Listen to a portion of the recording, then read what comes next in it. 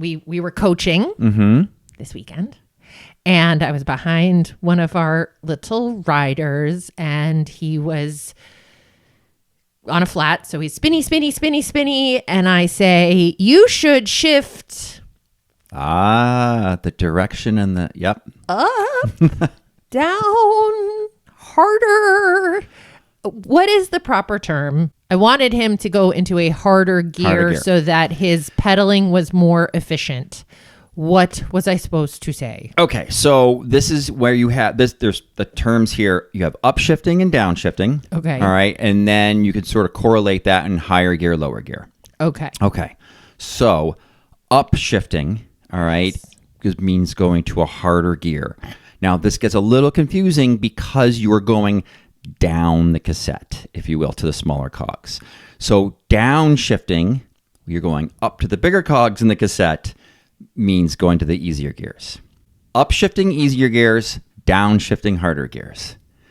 Now, this has to do with the ratio and how gears are calculated. And here we call it gear inches. So it's a ratio of your front crank and your front chainring and the cog gear end of the back. So that ratio of teeth basically creates a certain gear inches.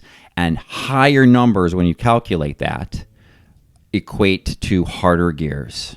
And so that's why if you're upshifting, you're going to a higher gear inch ratio and therefore going to a harder gear. Physically going down the cassette. Correct. So upshifting is harder because I'm going down. Right.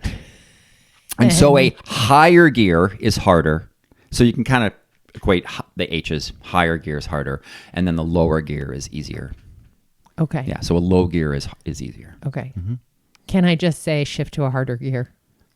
Do I sound Sure. like a ding dong? No, you can say that. Well, I want to sound like I know what I'm talking about, but I also, because there's also my audience and I don't know what he knows. Right. And no matter how many times we say this, people just aren't going to remember.